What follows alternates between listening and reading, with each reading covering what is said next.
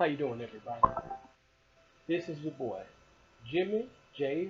Smooth, touching out that 8-2. And I'm on that bullshit today, all day, every day.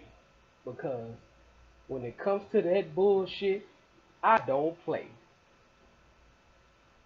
I just wanted to talk about some things today. And I would like to address something called the bait and switch cooning. Now, for those who's not familiar with a bait and switch situation, just imagine going out fishing. You know what I'm saying? And you got your hook ready and stuff like that. You know what I'm saying? That's your bait. But the baiting part, what ends up happening to a lot of black people, what ends up happening is we always get caught up in people that's saying, or quote unquote saying some real shit. You know what I'm saying? Or gives the appearance of saying some real shit. You know what I'm saying? Like, for example, you have your Tommy Sotomayor. Now, before he got on the Crispy Coon train, you know, and I don't know why I'm mentioning his name, but sorry, Tariq. But before he got on his Crispy Coon train, he was saying some real shit. But with bait and switch coons, all you gotta do is capitalize, is see a certain situation. And what ended up happening was Tommy Sotomayor started showing his ass during the Donald Sterling controversy. And during that controversy, he said he didn't have no problem with Donald Sterling discriminating against other black people. And what Donald Sterling said about black people. So that's a right time, right place, and right time. Now, the bait and switch coons will always say some real shit, but you catch them at the right time. Soon as they baiting you with that fish hook, or if they feel like they got your hook, then they gonna say some fucked up shit. Like Mark Lamont Hill, for example. Mark Lamont Hill, and I kind of figured he had some cooning in him before the whole world figured out he was a coon. But Mark Lamont Hill, you know, on the panels during his debates, he would say some real shit, and then when the white supremacists or the white supremacist panels on CNN started having him backtrack, I kind of figured like this dude is a coon. You know what I'm saying? But Mark Lamont Hill appeared to be a part of the movement. That was until he says that posted that fucked up ass shit of Frances Cress Welsing, rest in peace her soul. And when he posted that bullshit, the whole world knew he was a coon. And the thing about bait and switch coons is they gravitate toward having an audience. Like, for example, Roland Martin. And yes, I'm calling Roland Martin out because you showed your ass. You really showed your ass. Even Roland Martin get on some backtracking whole shit. When he said that shit about Snoop Dogg, I kind of had him on the watch list, but I had the benefit of the doubt. Now, my homeboy brother Juan Rich, shout out to you out of the DC area, the DMV. But when Mark Lamont Hill said that shit about Snoop Dogg, about what Snoop Dogg need to be doing, I'm like, what the fuck are you talking about, dude? Snoop Dogg puts in work. Snoop Dogg has Pee Wee League football. He goes around, you know, trying to help people get jobs, get in the music industry.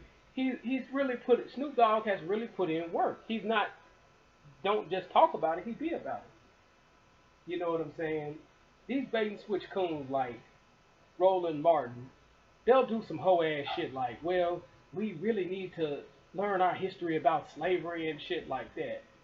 And people, we know we get slave overdrive.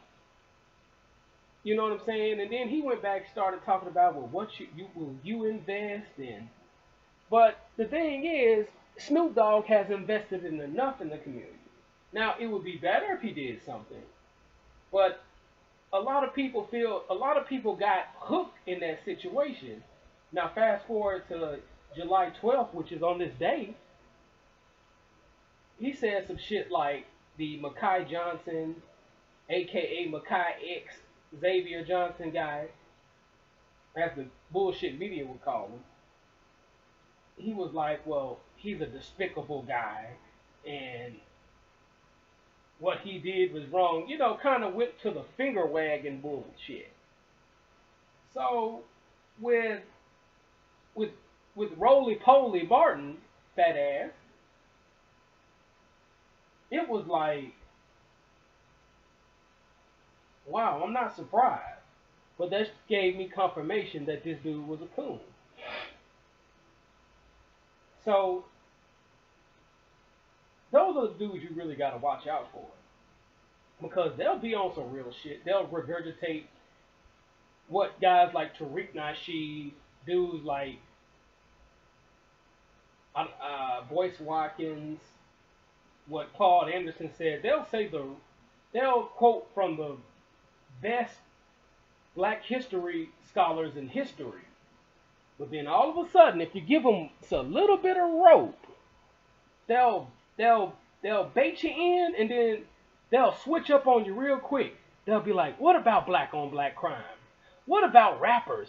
Since they talk about killing people on their record labels and all that good stuff, why is rappers talking about trap music and stuff like that? They'll say some fuck shit like that. That makes entirely no fucking sense whatsoever. That really has nothing to do with the system of white supremacy, anything. They'll say some fuck shit. That's their common thread. Rappers, black on black crime, what's up with all these single mothers, all that other hoe shit. You know, they'll be like, you know what I'm saying? They'll be on some real shit. They be like, well, we need to get an economic base. But then the next thing you know, they'll do some fuck shit like, well, my Facebook post ain't for all, it's for all races. You know what I'm saying? Now that, you know, there are some people that are truly have white friends, and I'm not saying discriminate against people or anything of that nature, but there are some people that'll go from extremely, quote unquote, wanna be pro-black, because pro-black is about being progressive, but they'll quote every pro-black scholar in history, and then all of a sudden they'll be like, well, my post is about, because I've had a fuck mammy do some hoe shit like that. And then all of a sudden, the coonin came out, for sure, when she started stating, well, I'm a concerned parent, and what about these rappers who's talking about trap music? They need to sit their asses down trying to speak on black issues. But first of all, if a mushmouth rapper, I ain't gonna even say mushmouth rapper, if a thorough rapper wants to talk about social issues, he should have the right to talk about social issues. You know what I'm saying? But they'll say some real stupid shit. You know what I'm saying? So I just did this video. It's a little bit long overdue and a little bit longer than what I expected. But I was just trying to make the point about the bait and switch coons. be wary of who you follow. Be wary of who game you soak up. You know what I'm saying? There's nothing wrong with learning from people who are intelligent, but we also have to concern ourselves.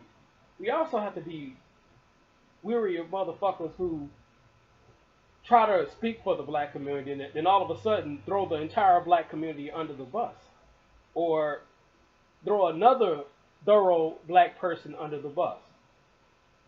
So I'm just venting with that.